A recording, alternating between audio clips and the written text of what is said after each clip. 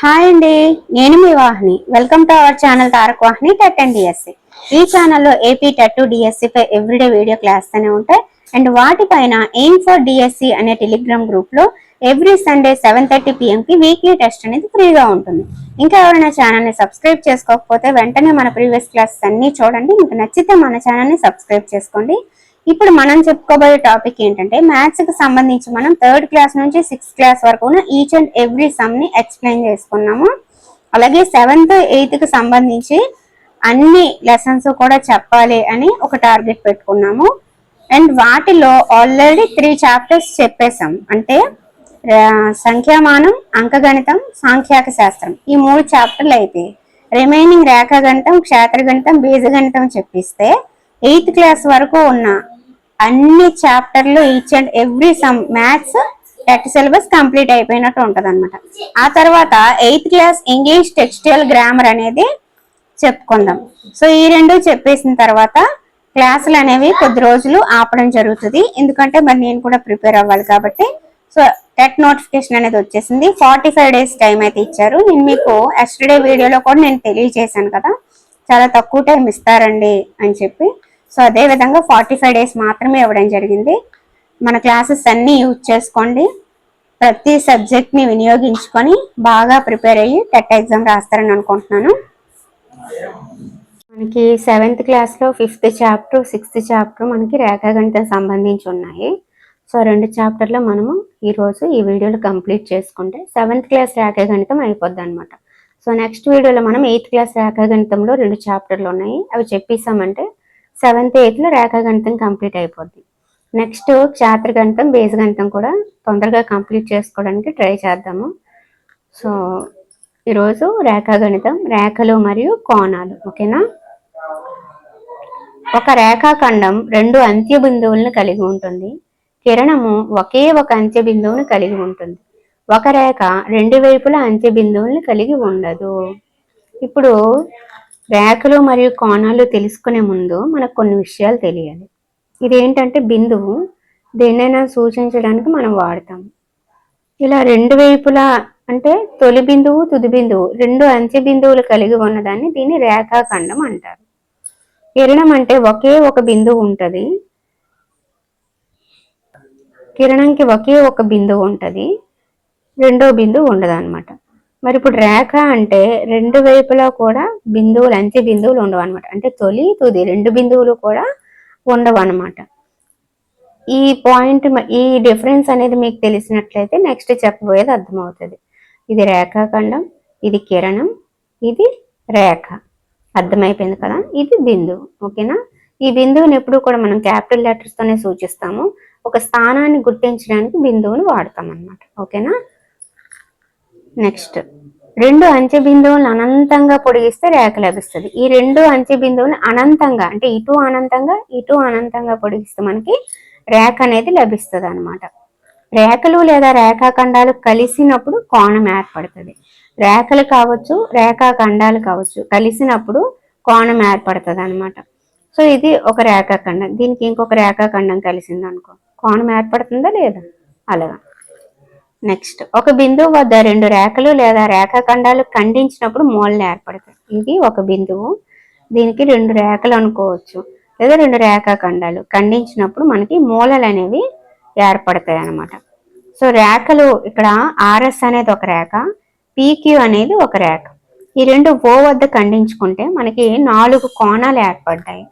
ఇది ఒక కోణం, ఇది ఒక కోణం, ఇది ఒక కోణం, ఇది ఒక కోణం, మొత్తం 4 కోణాలు ఏర్పడ్డాయి అన్నమాట. యాంగిల్ పిఓఎస్ అని చదువుతాం, అలాగే యాంగిల్ ఎస్ఓక్యూ అని చదువుతాం, అలాగే యాంగిల్ పిఓఆర్ అని చదువుతాం, ఇలా క్యూఓఆర్ ఇలా చదువుతాం అన్నమాట. ఇప్పుడు కోణాల్లో మనకి చాలా రకాలు ఉంటాయి. అంటే కోణం అది ఎన్ని డిగ్రీలు ఉందనే దాన్ని బట్టి అది 45, 90, 180 ఇలా చెప్తాం.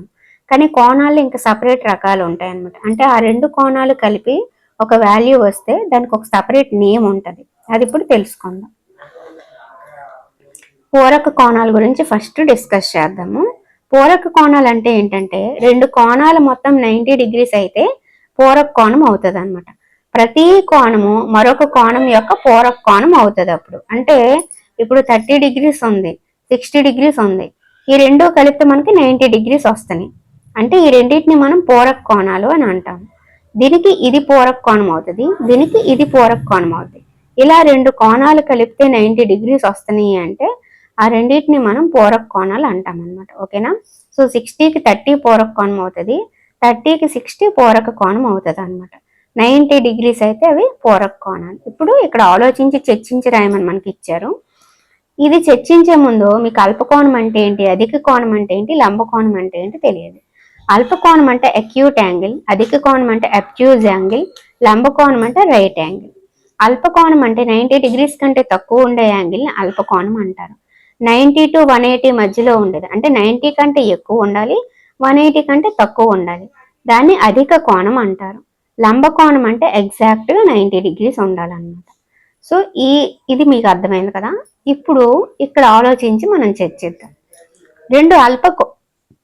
రెండు అల్పకోణాలు ఒకదానికొకటి పూరకాలు కాగలవా అని అడిగారు. అల్పకోణాలు ఒకదానికొకటి పూరకాలు కాగలవా అంటే అవుతాయి.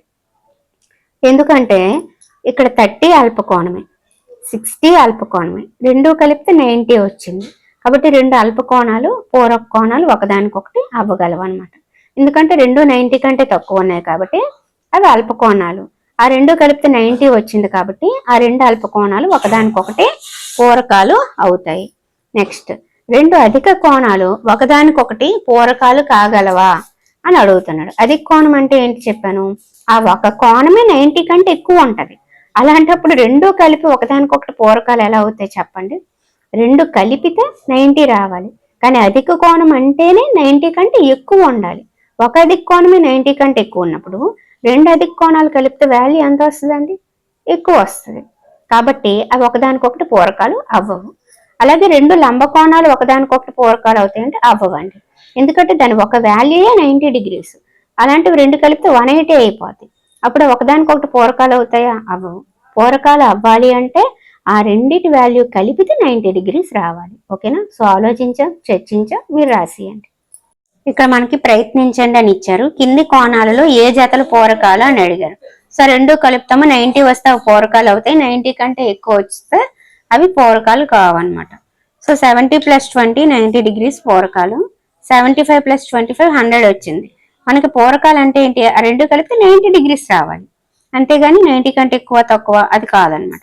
సో రెండు కలిపితే 90 రాలేదు కాబట్టి అవి పూరకాలు కావు. నెక్స్ట్, అలాగే ఈ రెండు కూడా చేశాను, మీరు చూడొచ్చు. నెక్స్ట్, క్రింది కోణాల్లో ప్రతి దాని యొక్క పూరకం యొక్క కొలత ఎంత అని అడిగాడు.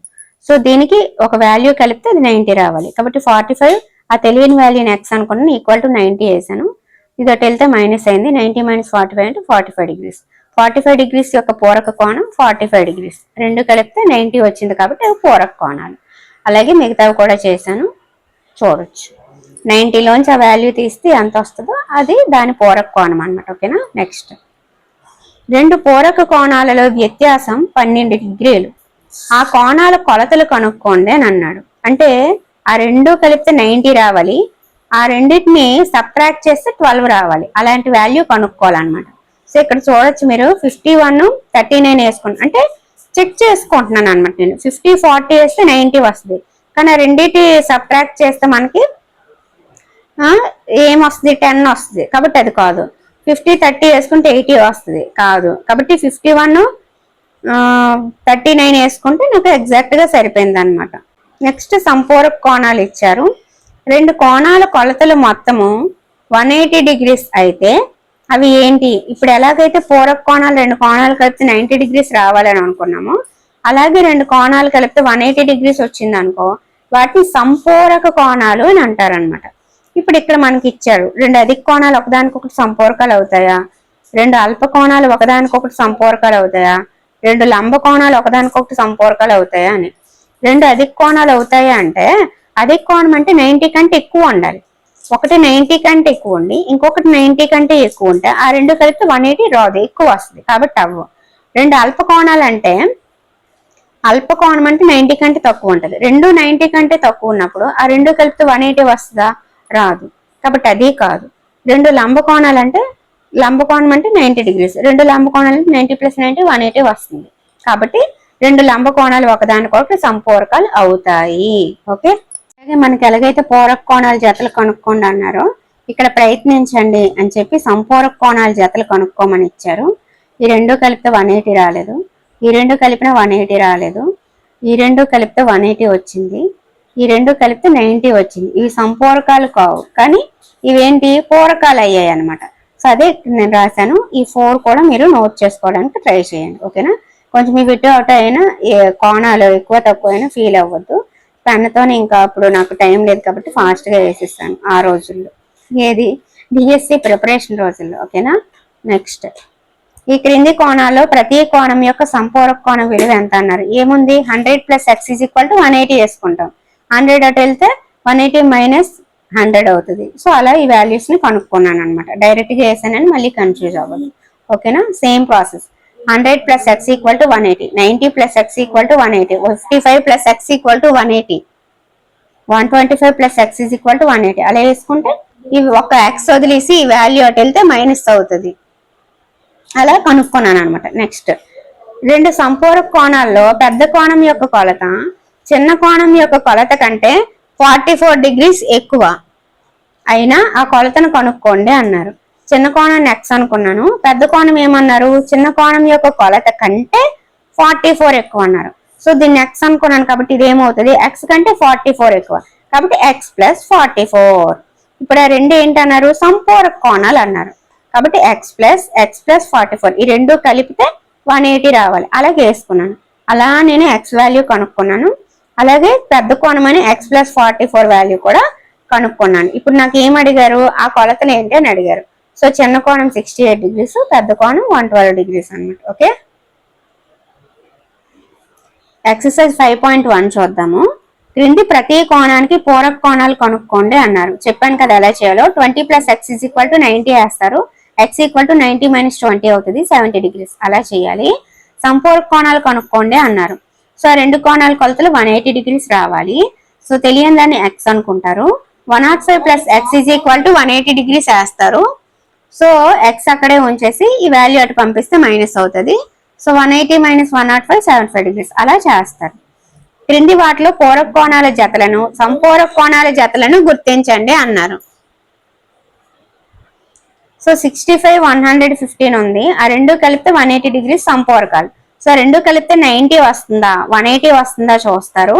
ఆ రెండు కలిపితే 90 డిగ్రీస్ వస్తే పూరకాలు అవుతుంది, 180 డిగ్రీస్ వస్తే సంపూరకాలు అవుతుంది. ఓకేనా, నెక్స్ట్ ఒక కోణానికి సమాన పూరక కోణం కనుక్కోండి అన్నారు. అంటే ఏ కోణానికి సేమ్ వాల్యూ కలిపితే 90 డిగ్రీస్ వస్తుందో చెప్పాలన్నమాట. సమాన పూరక కోణం.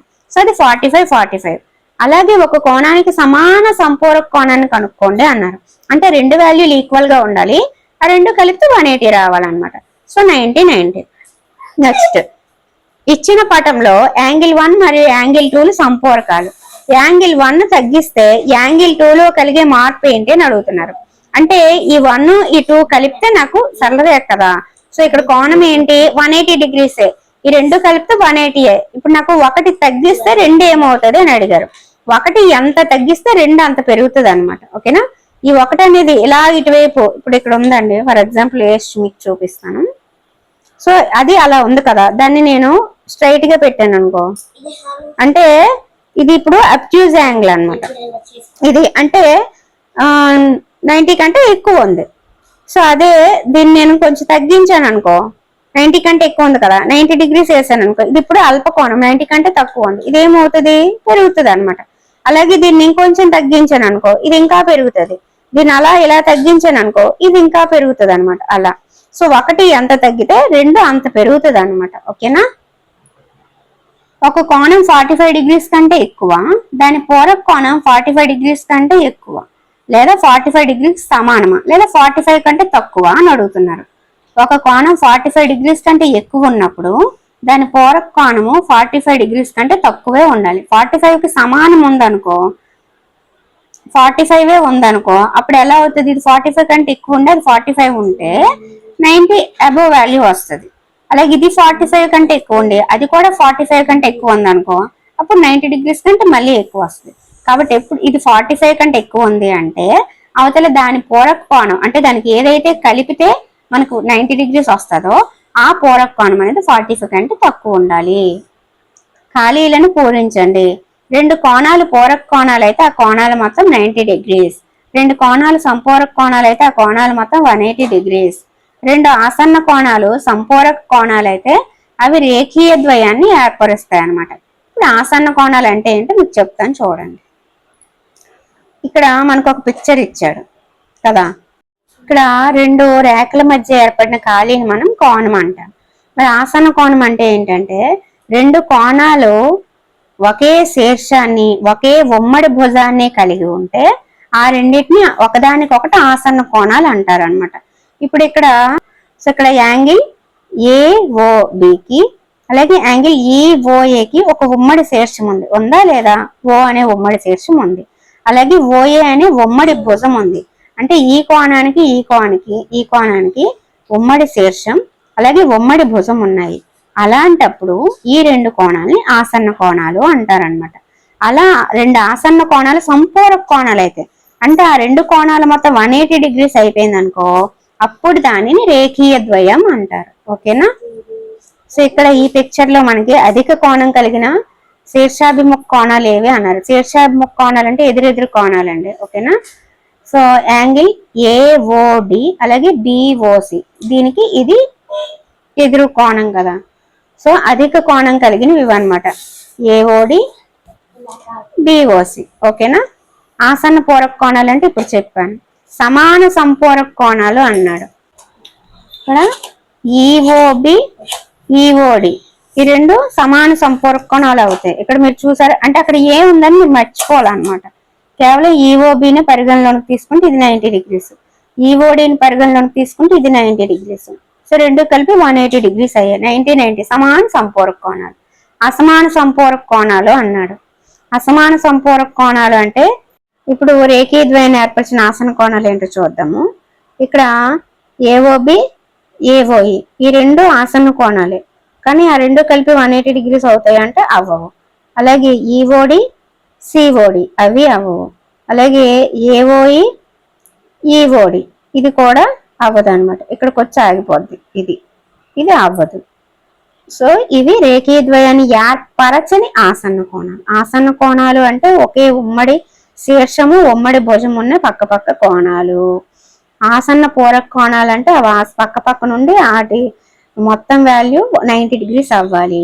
రేఖీయ ద్వయం అంటే ఆ 2 ఆసన్న కోణాలు అయ్యండి వాటి మొత్తం 180 degrees అవ్వాలి.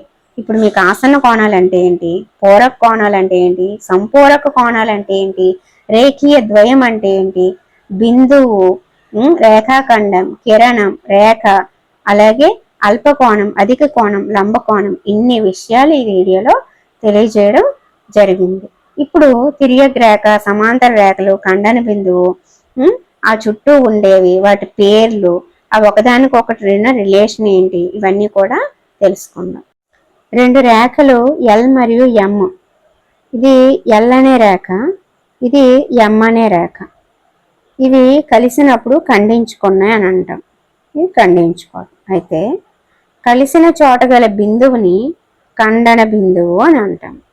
కాగితంపై గీచిన రేఖలను చాలా వరకు పొడిగించినప్పటికీ కలవకపోతే వాటిని మనం సమాంతర రేఖలు అని పిలుస్తాం. అలా కలవకపోతే వాటిని సమాంతర రేఖలు అని అంటారు. ఇలా 2 లేదా అంతకంటే ఎక్కువ రేఖల్ని విభిన్న బిందువుల వద్ద ఖండించే రేఖని తిర్యక్ రేఖ అంటారు. 2 లేదా అంతకంటే ఎక్కువ రేఖల్ని విభిన్న బిందువుల వద్ద ఖండించే రేఖని తిర్యక్ రేఖ అంటారు. ఇక్కడ తిర్యక్ రేఖ ఇదన్నమాట. ఓకేనా? ఇలా 2 రేఖలు కలిసినప్పుడు అవి ఖండించుకుంటాయని తెలుసు, మధ్యలో ఉన్నది ఖండన బిందువు అని తెలుసు. ఇప్పుడు కాగితం పైన గీచిన రేఖలు చాలా వరకు పొడిగిస్తే అవల్ల వెళ్తున్న కొద్దీ కొన్ని కలిసిపోతాయి అన్నమాట. కానీ ఎప్పటికీ కలవకపోతే వాటిని సమాంతర రేఖలు అంటారు. ఓకేనా? కలిసిపోతే అనరు. అలాగే ఆ 2 రేఖల్ని లేదా 2 లేదా అంతకంటే ఎక్కువ రేఖల్ని ఒక రేఖ వేరు వేరు బిందువుల వద్ద ఒకే రేఖ ఖండిస్తే దాన్ని తిర్యక్ రేఖ అంటారు. ఇప్పుడు ఆ తిర్యక్ రేఖకి చుట్టూ ఉండే కోణాలు ఎలా ఉంటాయి, అవి ఒకదానికొకటి ఏంటి అనేది తెలుసుకుందాం. ఇక్కడ ఎల్ మరియు ఎం అనే 2 రేఖలని పి అనే ఒక తిర్యక్ రేఖ ఖండించింది 2 విభిన్న బిందువుల వద్ద. అలా ఖండించినప్పుడు మనకి 8 కోణాలు అనేవి ఏర్పడతాయి. 2 రేఖలని ఒక తిర్యక్ రేఖ ఖండించినప్పుడు 8 కోణాలు ఏర్పడతాయి. ఆ 8 కోణాల్లో లోపల ఉండే కోణాలని, అంటే ఈ రేఖకి లోపల ఉండే కోణాలను అంతర కోణాలు అంటారు. బయట ఉండే 4 కోణాలని బాహ్య కోణాలు అంటారు. అంతర కోణాలు ఎన్ని అంటే 4, బాహ్య కోణాలు ఎన్ని అంటే 4, మొత్తం 8. లోపల ఉండే అంతర కోణాలు, బయట ఉండే బాహ్య కోణాలు. ఇక్కడ వరకు కన్ఫ్యూజన్ అస్సలు ఉండదు. ఇప్పుడు స్టార్ట్ అవుతుంది. సదృశ కోణాల జతలు ఏంటి, అలాగే ఏకాంతర కోణాలు, ఏకబాహ్య కోణాలు, తిర్యక్ రేఖ ఒకే వైపున గల అంతర కోణాలు, ఇలా రకరకాలుగా ఉంటాయన్నమాట. అండ్ వాటిలో ఒకదానికొకటి ఈక్వలా, ఆ 2 కలిపితే 180యా, దేనికి ఏది అనేది ఇప్పుడు ఆ రూల్స్ అనేవి చాలా క్లియర్గా తెలుసుకుందాము. వీటి నుంచి చాలా సార్లు సమస్య ఇవ్వడం జరిగింది. సో ఈ పాయింట్ అనేది తెలియకపోతే ఇంకా లెక్క మీరు చేయలేరు అనమాట. అంటే ఇక్కడ ఉండే యాంగిల్కి అక్కడ ఉండే యాంగిల్కి ఏంటి రిలేషన్ అనేది తెలియాలి. సో ఇది ఇప్పుడు చాలా క్లియర్గా మనము ఎక్స్ప్లెయిన్ చేసుకుందాం. అంతర కోణాలు, బాహ్య కోణాలు అర్థమైపోయింది కదా. ఇప్పుడు సదృశ కోణాల జతలు అన్నాడు. సదృశ కోణాల జతలు ఏంటో చూద్దాం. ఓకేనా. 1 మరియు 5, దీన్ని బట్టి ఏమర్థమైంది, 2 మరియు 6, 3 మరియు 7, 4 మరియు 8. ఏమర్థమైంది మీకు, 1, 5 సదృశ కోణాల జత అని అర్థమైంది. ఇది ఒకే రేఖ వైపు, ఒకే వైపు ఉండి ఒకటి బాహ్యంగా ఉంది, ఇంకొకటి అంతరంగా ఉంది. ఇప్పుడు అర్థమైంది కదా. తిర్యక్ రేఖకి 2 వైపులా లేవు. తిర్యక్ రేఖకి 1, 5 ఒకే వైపు ఉన్నాయి. ఒకటి బాహ్యంగా ఉంది, ఒకటి అంతరంగా ఉంది. అలాగే ఒకటి బాహ్యంగా ఉంది, ఒకటి అంతరంగా ఉంది. ఒకటి బాహ్యంగా ఉంది, ఒకటి అంతరంగా ఉంది. ఒకటి బాహ్యంగా ఉంది, ఒకటి అంతరంగా ఉంది. చూసారా. అంటే సదృశ కోణాల జతలను మనం ఎలా కనిపెట్టాలి అంటే, తిర్యక్ రేఖకి ఒకే వైపు నుండి ఒకటి బాహ్యంగా, ఒకటి అంతరంగా ఉంటే వాటిని సదృశ కోణాలు అని అంటారు. అర్థమైపోయింది కదా. ఇప్పుడు ఏకాంతర కోణాలు చూద్దాం. ఏకాంతర కోణాలు అంటే, అంతర కోణాలు అంటే లోపల ఉండేవి మనకు తెలుసు. మరి ఏకాంతర కోణాలు అంటే ఏంటంటే చెరో వైపు ఉండాలన్నమాట. 2 లోపలే ఉండాలి, కానీ ఒకటి అటు ఉంటే ఒకటి ఇటు ఉండాలన్నమాట. పక్క పక్కన ఉండకూడదు. మళ్ళీ అర్థమవుతుంది కదా. పక్క పక్కన ఉండకూడదు. ఒకటి అండ ఉండాలి, ఒకటి ఇండ ఉండాలి. ఒకటి అటువైపు, ఒకటి ఇటువైపు ఉండాలి. అవన్నమాట. సో 3, 6, 5, 4 అవి ఏకాంతర కోణాలు. మరి ఏక బాహ్య కోణాలు అంటే ఏంటి, సేమ్ అనమాట. బయటే ఉంటాయి, కానీ ఒకటి అటు ఒకటి ఇటు ఉంటుంది. 1, 8, 2, 7 ఇవి ఏకాంతర కోణాలు, ఏకబాహ్య కోణాలు. అర్థమైంది కదా. పక్క పక్కన ఉండకూడదు. అర్థమైందా. ఇది ఒకటి నోట్ చేసుకోండి. నెక్స్ట్, తిర్యక్ రేఖకు ఒకే వైపున గల అంతర కోణాల జతలు అన్నాడు. పేరులోనే ఉంది, తిర్యక్ రేఖకు ఒకే వైపు నుండే అంతర కోణాలు. అంటే 3, 5, 4, 6 అనమాట. ఒకే వైపున ఉన్నాయి, అంతరంగా ఉన్నాయి. 3, 5 అదొక జత, 4, 6 ఇదొక జత. ఓకేనా. సో ఇది ఇప్పుడు ఒక్క దాని గురించి ఇంకా డీప్గా తెలుసుకుందాం. అవంటే ఏంటో తెలుసుకుందాం, వాటి గురించి ఇంకా డీప్గా తెలుసుకుందాం. సదృశ కోణాలు లేదా సాదృశ్య కోణాలు 1 మరియు 5 లాంటివి అనమాట. 1, 5 ఒకే వైపు నుండి ఒకటి బాహ్యంగా, ఒకటి అంతరంగా ఉంటాయి. వేరువేరు శీర్షాల వద్ద మరియు తిర్యక్ రేఖకు ఒకే వైపున ఉండును, మరియు 2 రేఖల దృష్ట్యా సదృశ స్థానాల వద్ద ఉండును. పైన లేదా కింది, ఎడమ లేదా కుడి. ఇవి సదృశ కోణాలు అనమాట. పొజిషన్స్ చూసారు కదా. ఒకే వైపు ఉండే ఒకటి బయట, ఒకటి లోపల ఉంటాయి అంతే. అది ఒక్కటి గుర్తుపెట్టుకోండి. ఇవేటి మనకు అవసరం లేదు. ఓకేనా. సదృశ కోణాలు అంటే అది. ఇప్పుడు ఆ సదృశ కోణాల జత ఎలా ఉంటదంటే, 2 సమాంతర రేఖలను ఒక తిర్యక్ రేఖ ఖండించినప్పుడు ఏర్పడిన సదృశ కోణాల ప్రతి జత సమానం. ఓకేనా. సమానం.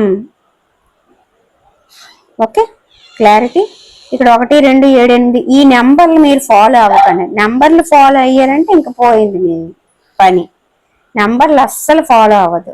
ఒకటి బయట, ఒకటి లోపల ఉండాలి. ఇక్కడ ఎందుకు 1, 2 వేసానంటే, ఇక్కడ చూసారా, తిర్యక్ రేఖ ఒకే వైపున ఉంది, ఒకటి బాహ్యంగా ఉంది, ఒకటి అంతరంగా ఉంది. అవి సదృశ కోణాలు, అవి సమానం అని చెప్పి ఇక్కడ నేను రాసుకున్నాను. దానికి ఈ పిక్చర్కి ఎలాంటి సంబంధం లేదు. పిక్చర్లో ఉన్న నెంబర్లతో మీకు సంబంధం లేదు. మ్యాటరే మీకు ఇంపార్టెంట్. ఓకేనా? మళ్ళీ ఆ నెంబర్లు చూసి కన్ఫ్యూజ్ అయిపోయి అక్కడేమో 1, 5 అన్నారు, ఇక్కడ 1, 2 ఉంది, అలాగ అనుకోవద్దు. అర్థమైందా? ఇప్పుడు సదృశ కోణాలు అంటే ఏంటో మీకు అర్థమైపోయింది కదా. ఏంటి? తిర్యక్ రేఖ ఒకే వైపు ఉండి ఒకటి బాహ్యంగా ఒకటి అంతరంగా ఉండాలి. వాటి వాల్యూ ఎలా ఉంటుంది? ఒకదానికి ఇంకొకటి ఈక్వల్ గా ఉంటుంది. ఫర్ ఎగ్జాంపుల్ ఎగ్జామ్ హాల్లో మీకు ఇక్కడ ఏదో వాల్యూ ఇచ్చి ఇది ఎంత అని ఎక్స్ పెట్టి అడిగాడు. ఎక్స్ వాల్యూ ఎంత అంటే ఇక్కడ ఎంత ఉంటే ఇక్కడ అంతే ఉంటది. ఎందుకంటే సదృశ కోణాలు సమానం. చూసారా? ఈ పాయింట్ తెలియకపోతే మీరు అక్కడ వాల్యూ వేయలేరు. ఇది తెలుసుకోవాలన్నమాట. ఇప్పుడు నెక్స్ట్ ఏకాంతర కోణాలు చూద్దాం. ఏకాంతర కోణాలు అంటే ఏం చెప్పాను? రెండు లోపలే ఉండి చెరోవైపు ఉండాలి. వేరువేరు శీర్షాలు కలిగి ఉంటాయి. తిర్యక్ రేఖ ఇరువైపులా ఉంటాయి. రెండు రేఖల అంతరంలో ఉండి ఇరువైపులా ఉండి వేరువేరు శీర్షాల దగ్గర ఉన్నాయి. అంటే పక్క పక్కన ఉంటాయని మనం అనుకుంటాం కదా. పక్క పక్కన లేవు అని తెలియజేయడానికి వేరువేరు శీర్షాలు అని మెన్షన్ చేశాను అన్నమాట. అంతే, ఇంకేం లేదు. అర్థమైపోయిందా? సో రెండు చెరోవైపు ఉండి అంతరంగా ఉండాలి, అవి ఏకాంతర కోణాలు. రెండు చెరోవైపు ఉండి బాహ్యంగా ఉండి ఏకబాహ్య కోణాలు. మరి ఆ రిలేషన్ ఏంటో చూద్దాం. మనకి సదృశ కోణాల జతలు ఎలాగైతే సమానమో అలాగే ఏకాంతర కోణాల జతలు ఏకబాహ్య కోణాల జతలు సమానం. ఓకేనా? ఇప్పుడు తెలుసుకుందాం. తిర్యక్ రేఖకి ఒకే వైపునున్న అంతర కోణాలు అని మనం తెలుసుకున్నాం కదా. ఏంటవి? ఇక్కడ తెలుసుకున్నాం. తిర్యక్ రేఖకి ఒకే వైపునున్న అంతర కోణాలు, ఒకే వైపు నుండి అంతరంగా ఉండే ఒకే వైపు నుండి అంతర కోణాలు. వాటి వాల్యూ ఎలా ఉంటుందంట? సంపూరకాలంట. అంటే ఈ రెండిటి వాల్యూ కలిపి 180 degrees అవ్వాలంట. అది మ్యాటర్. సదృశ కోణాలు సమానం, ఏకాంతర కోణాలు ఇవి సమానం. తిర్యక్ రేఖ ఒకే వైపున గల అంతర కోణాల జతలు సంపూరకాలు. ఒకే వైపు నుండి అంతరంగా ఉండేవి తిర్యక్ రేఖ ఒకే వైపు నుండి అంతర కోణాల జతలు సంపూరకాలు అని మీరు గుర్తు పెట్టుకొని తీరాలి. అంతే. ఎగ్జామ్ హాల్లో అడిగినప్పుడు ఇక్కడ ఒకటి ఇస్తే ఏంటండి? ఒకే వైపు నుండి ఒకటి బాహ్యంగా ఒకటి అంతరంగా ఉంటే ఈక్వల్, చెరో వైపు నుండి లోపలే ఉన్న ఈక్వల్, ఒకే వైపు అంతరంగా ఉన్నాయంటే 180. అలా గుర్తుపెట్టుకోండి ఇంకా. ఓకేనా? ఇది మ్యాటర్ అన్నమాట. సో ఇది వస్తేనే మీరు ఏదైనా సరే చేయగలరు. ఇప్పుడు శీర్ష అభిముఖ కోణాలు చూద్దాం. శీర్ష అభిముఖ కోణాలు అంటే ఏం చెప్పాను? ఎదురెదురుగా ఉండాలి. 5, 1 ఎదురెదురుగా ఉన్నాయి, 3, 7 ఎదురెదురుగా ఉన్నాయి, 6, 2 ఎదురెదురుగా ఉన్నాయి, 4, 8 ఎదురెదురుగా ఉన్నాయి. అంటే 5, 1 సమానం, 7, 3 సమానం, 8, 4 సమానం, 6, 2 సమానం. అన్ని సమానమే. ఒక తిర్యక్ రేఖ ఒకే వైపున జతే 180 degrees. అలాగే ఈ పక్క పక్క నుండి మనకు అడిగాడు అనుకో, ఇది ఒక సరళ రేఖ కదా. సో దాని కోణం 180 degrees అని మీకు ఇందాకే చెప్పాను. 3 ఇచ్చి 1 ఎంత అని అడిగాడు అనుకో, అంటే చెప్తున్నాను ఇక్కడ ఒక 30 degrees ఇచ్చి ఇక్కడ ఎంత ఇలాగ అడిగాడు అనుకో, సో రెండు 180 అనేది మీకు గుర్తు ఉండాలి. అలాగే ఒకే వైపు నుండి రెండు లోపలే ఉండేవి కూడా 180 అని గుర్తుండాలి. మిగతావన్నీ దీనికి ఇది, దీనికి ఇది, దీంట్ నుంచి ఇది, దీంట్ నుంచి ఇది, అవన్నీ ఈక్వల్ అన్నమాట. సో ఇప్పుడు మీకు తిర్యక్ రేఖ దాని కోణాలు ఒకదానికి ఇంకొకటి ఉండే రిలేషన్ క్లియర్ గా నేను ఎక్స్ప్లెయిన్ చేశాను. మీకు అందరికీ అర్థమైందని అనుకుంటున్నాను. ఒకవేళ అర్థం కాకపోయినా ప్రాబ్లం ఏం లేదు, 1కి 2 సార్లు చూడండి, ఖచ్చితంగా అర్థమవుతుంది. ఇది చాలా చాలా చాలా ఇంపార్టెంట్ టాపిక్. ఖచ్చితంగా ఇలాంటి బిట్లు అయితే వచ్చే ఛాన్స్ 100% ఉంది. ఓకేనా?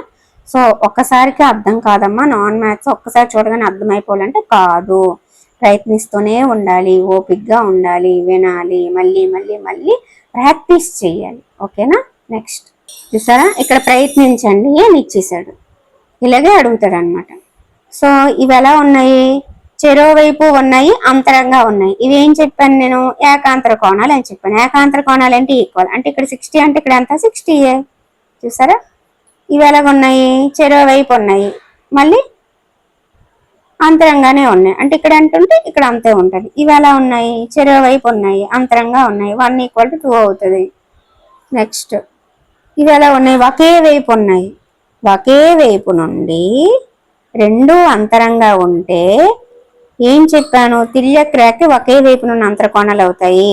ఆ రెండు కలిపి 180 అవ్వాలి అని చెప్పానా? కాబట్టి 60 + z = 180 అవుతుంది. ఈ 60 అటు వెళ్తే -60 అవుతుంది. z వాల్యూ 120 అనమాట. రెండు లోపలే ఉండి ఒకే వైపు ఉంటే అవి తిర్యక్ రేఖ ఒకే వైపు నుండి అంతర కోణాలు, వాటి మొత్తం సంపూరకాలు. ఓకే? నెక్స్ట్ చూసారా, ఒకే వైపు ఉండి ఒకటి బాహ్యంగా ఒకటి అంతరంగా ఉన్నాయి. అంటే ఇవేంటి సదృశ కోణాలు. ఈ సదృశ కోణాలు ఏంటి ఎప్పుడు ఈక్వల్ అన్నమాట.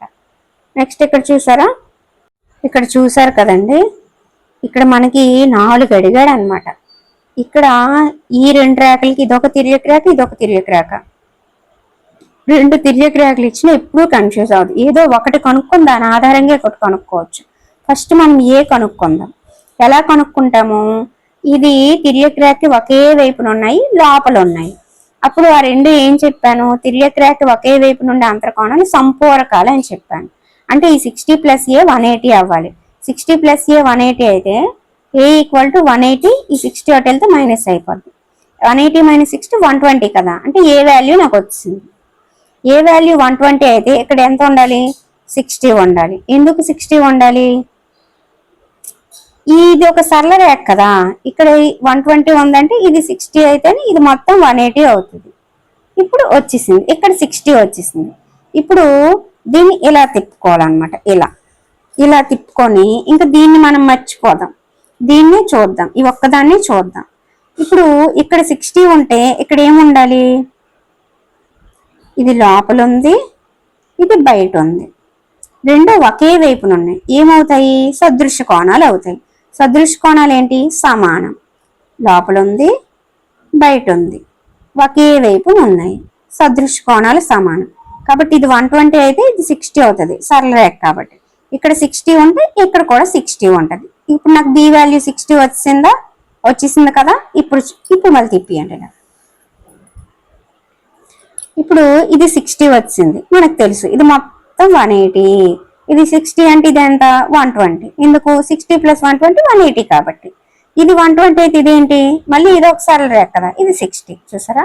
ఈ ఒక్క వాల్యూతో ఇవన్నీ నేను కనుక్కున్నాను అనమాట. కానీ ఇది ఎలాగ తిప్పాలి, ఇది సదృశ కోణాలు అవుతాయి అనే ఐడియా అక్కడ రావాలి. ఓకేనా? అర్థమైపోయింది కదా ఎలా చేయాలి ఏంటి అనేది. సో ఇలాంటి లెక్కలు మ్యాక్సిమం అడగడానికి అవకాశం ఉంది, అందుకే ఇంతగా చెప్తున్నాను. 1కి 2 సార్లు చూడండి, తప్పేం లేదు. ఓకేనా? సో అర్థమైపోయింది కదా. నెక్స్ట్ ఇక్కడ మనకు ఒక పాయింట్ కూడా ఇచ్చాడు. ఒక తిర్యక రేఖ 2 రేఖల్ని ఖండించినప్పుడు సదృశ కోణాల జతలు సమానంగా ఉంటే అప్పుడు అవి సమాంతరంగా ఉంటాయి.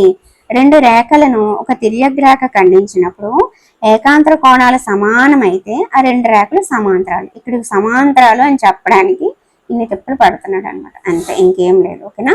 నెక్స్ట్ ప్రయత్నించండి అని మనకి ఇక్కడ ఇచ్చాడు. సో మీరు చేసేయండి. ఓకేనా?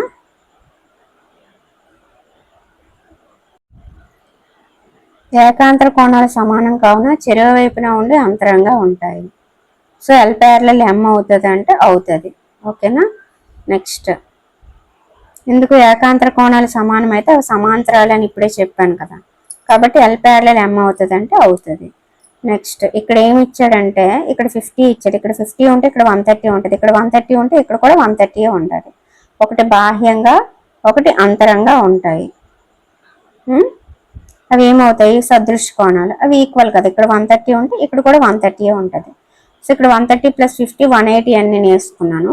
అంటే ఇక్కడ 130 వేసుకుంటే ఇది మొత్తం 180 అవుతుంది. దీని ఆధారంగా ఇది కూడా 130 అని చెప్పి వేసుకున్నాను. L ప్యారలల్ M అవుతుంది అంటే సదృశ కోణాలు సమానం అయితే అప్పుడు అవి సమాంతరంగా ఉంటాయి, కాబట్టి L ప్యారలల్ M అవుతుంది. నెక్స్ట్ ఇది కూడా చేయండి. ఓకేనా? అంతర కోణాలు సంపూరకాలు అని చెప్పాను కదా. సో 70 + x 180 అవుతుంది, x = 110. L ప్యారలల్ M అయితే అంతర కోణాలు సంపూరకాలు అని చెప్పి రాస్తాను అనమాట. ఓకే, ఎక్సర్సైజ్ 5.2 అండి. క్రింది ప్రతి ప్రవచనాల్లో ఉపయోగించబడిన ధర్మాన్ని పేర్కొనండి అని చెప్పిచ్చాడు. సో అక్కడ వాడు ఇచ్చింది 1 = 5 అయితే అది ఏ ధర్మం అని అడుగుతున్నాడు. 1 బయట ఉంది, 5 లోపల ఉంది, అవి ఒకే వైపు ఉన్నాయి, అవి సదృశ కోణాలు, ఆ 2 సమానం అనే ధర్మము. అలాగే 4 = 6 అయితే ఏంటి, 4 + 5 = 180 అయితే ఏంటి అని ఇచ్చాడు. నేను క్లియర్గా అక్కడ మీకు ఏ ధర్మం ఎందుకు అలా అయిందని రాశాను, మీరు నోట్ చేసుకోండి. ఓకేనా? ఓకే, వీడియోని ఆఫ్ చేసి నోట్ చేసుకోండి. నెక్స్ట్ ప్రక్క పటంలో కింది వాటిని గుర్తించండి. సదృశ కోణాల జతలేవి, ఏకాంతర కోణాల జతలేవి, తిర్యక రేఖ ఒకే వైపు నుండి అంతర కోణాలు ఏవి, శీర్షాభిముఖ కోణాలు ఏవి అన్నీ కూడా క్లియర్గా నేను రాశాను, మీరు నోట్ చేసుకోండి. మీరు నోటిఫికేషన్ వచ్చింది కాబట్టి ఇప్పుడు ఏవి నోట్స్ రాయడానికి ట్రై చేయండి, కానీ మ్యాథ్స్ మాత్రం రాసియండి. ఎందుకంటే మీకు ప్రాక్టీస్ అయిపోద్ది, నోట్స్ రాసినట్టు డిఎస్సి కూడా యూజ్ అయిపోద్ది. ఓకేనా? ఎలాగో చూస్తున్నారు కాబట్టి చూసేటప్పుడు అలా రాసేసుకోండి. మీరు ఒక అరగంట చూస్తే నోట్స్ రాస్తూ చూస్తారు కాబట్టి మీకు ఒక 50 మినిట్స్ అలాగ అవుతుంది అంతే. రోజులో 50 మినిట్స్ అయితే మీకు మ్యాథ్స్ కంప్లీట్ అయిపోద్ది కదా. ఓకేనా? అందుకే నేను మొదటి నుంచి చెప్తున్నాను, ఏ రోజు వీరు ఆ రోజు నోట్స్ రాసుకోండి అని చెప్పి. ఇందుకే అనమాట ఇలాంటి నోటిఫికేషన్ వచ్చినప్పుడు కంగారు అవ్వకుండా ఉంటారు. నోట్ చేసుకున్నారు కదా. నెక్స్ట్ పక్కన ఉన్న పటంలో P ప్యారలల్ Q తెలియని కోణాలు కనుక్కోండి అన్నాడు. సో అవి ఎలా కనుక్కున్నాను ఏంటి అనేది ఇక్కడ నేను మీకు క్లియర్గా ఎక్స్ప్లెయిన్ చేశాను. సో 2 తిర్యక్ రేఖలు అని అనుకోకూడదు, ఇది ఒక తిర్యక్ రేఖ, ఈ 2 సమాంతర రేఖలు అనమాట. మీరు పిక్చర్ని ఇలా తిప్పి చూసుకోవాలి, అది ఎలా ఇచ్చినా మీరు మీకు అనుకూలంగా తిప్పుకొని లెక్క చేసుకోవాలన్నమాట. సో నోట్ చేసుకోండి. ఓకేనా? అర్థమైందా? ఇంకా దీని కంటిన్యూషన్ ఉంది, తిప్పుతున్నాను. ఓకే, ఇది దాని కంటిన్యూషన్ అనమాట. ఓకేనా? నోట్ చేసుకోండి. ఓకే, నెక్స్ట్ ఇక్కడ అడిగాడు ఎల్ ప్యారలల్ ఎం అయితే క్రింది పటాలలోని ఎక్స్ విలువ కనుక్కోండి అని. సో ఎలా కనుక్కున్నాను ఏంటి అనేది క్లియర్గా అక్కడ రాయడం జరిగింది, మీరు కూడా నోట్ చేసుకోండి. ఓకేనా? ఓకే, 110 ఎక్స్, ఇది అలాగ 180 అని డౌట్ వచ్చేస్తుంది. ఫస్ట్ ఇక్కడ ఎంత ఉంటే ఇక్కడ అంతే ఉంటుంది, అది మీకు క్లారిటీగా తెలుసు. ఇక్కడ ఎంత ఉంటే దీనికి ఎంత కలిపితే 180 వస్తుంది అంత ఉంటుంది అంతే. ఇది బయట ఉంది, ఇది లోపల ఉంది, ఒకే వైపు ఉంది అంటే ఏంటి? సదృశ కోణాలు. సదృశ కోణాలు ఏంటి? ఈక్వల్. అక్కడ వయ్యి అడగలేదు, ఎక్స్ మాత్రమే అడిగాడు. కానీ వయ్యి అనేది ఒకటి ఉందనుకొని మనం కనుక్కొని చేసుకుంటే ఈజీగా ఉంటుంది అనమాట. సో 110 ఇది వయ్యి కదా. సో ఇక్కడ ఎంత ఉంటే ఇక్కడ అంతే ఉంటుంది. ఇక్కడ 110 ఉంటే మనకు తెలుసు దీని వాల్యూ 180 రావాలి. ఇక్కడ 110 ఉంటే ఇక్కడ ఎంత ఉంటుందండి? ఎక్స్ వాల్యూ ఎంత ఉంటుంది? 70 ఉంటుంది. So X is equal to 70 అనమాట. అందుకని నేను డైరెక్ట్గా 110 ప్లస్ ఎక్స్ 70 అని వేసాను. మీకు ఇది అర్థం కాదని మళ్ళీ చెప్తున్నాను. ఫస్ట్ వై కనుక్కున్న తర్వాత ఇది కనుక్కున్నాను, x plus y equal to 180 అని మళ్ళీ చేయడం జరిగింది. ఓకేనా? కన్ఫ్యూజ్ అవ్వద్దు. సదృశ కోణాలు సమానం 110 ఈక్వల్ టు వై. ఇక్కడ మళ్ళీ రాశాను అనమాట. నేను మళ్ళీ కన్ఫ్యూజ్ అయిపోకూడదు ఎప్పుడైనా చూసాను, అందుకని నాకు నేను రాసుకున్నాను.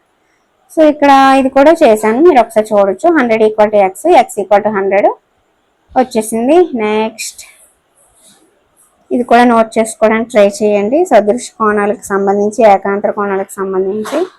ఓకేనా? అర్థమైపోయింది కదా. వాడిది ఇచ్చాడు, నేను ఇలాగ వేసుకున్నాను. అంటే మనకు అనుకూలంగా మనం వేసుకోవాలన్నమాట ఎప్పుడైనా సరే. ఓకేనా? నెక్స్ట్ ఇక్కడ క్రింద ఇచ్చిన పటాల్లో ఎల్ ఎంకి సమాంతరమా నిర్ణయించండి అని అడిగాడండి.